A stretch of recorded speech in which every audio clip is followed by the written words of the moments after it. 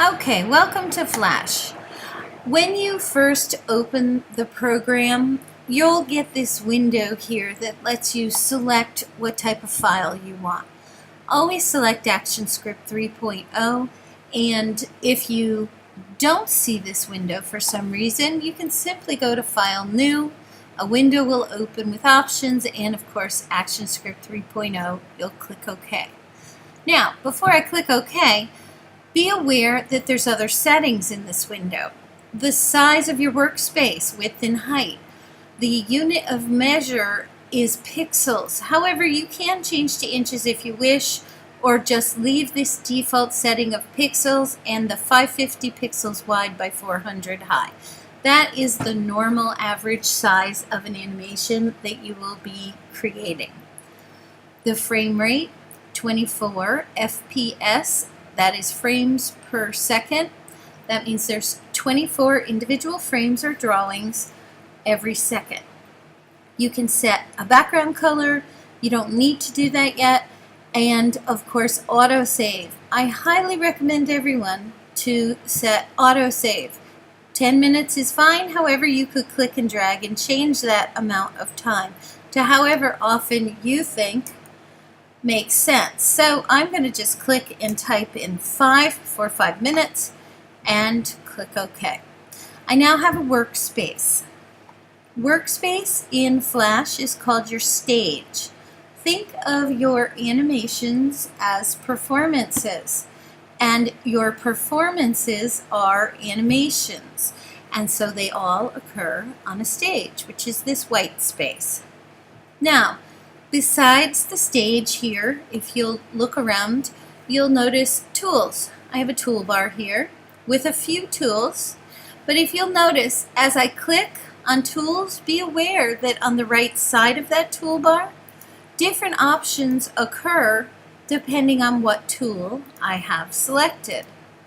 Okay, so there are additional options for most of these tools that will appear in this toolbar as I select. Now, any tool that has this little black triangle in the corner, that means I can click and hold my mouse down and there will be additional tools hidden underneath.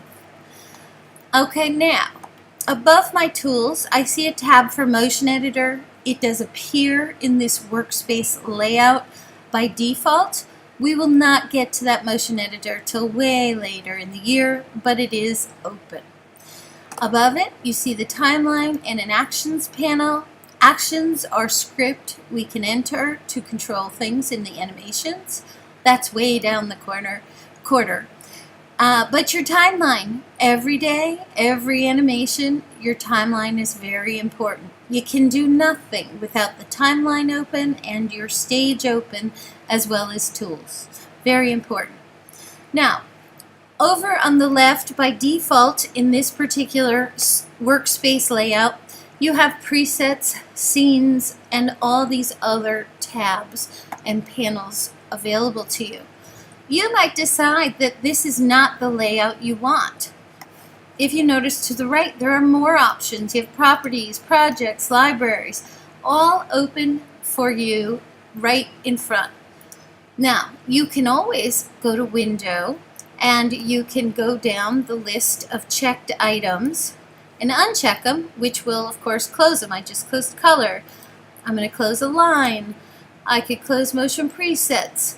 I could close anything I don't think I need. However, I could also just come up to the top right to this drop down, and there are pre-created workspace layouts. You can certainly try any of them. They do not make the program work different. They just have different panels open and laid out for your access. So first of all, we're in Animator right now, and I've removed lots of panels. Let's say I want them all back. All I have to do is reset Animator, and it puts it to its original formation. Maybe I want to see what Classic looks like, Debug, Designer. You can check any of these layouts out. All it is different layouts of panels. Now, you might decide to create your own.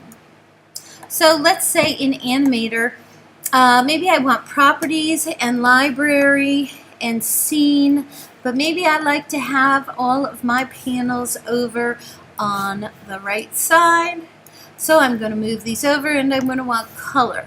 Maybe everything else here I don't want. So I've closed these up. We'll just leave them like that.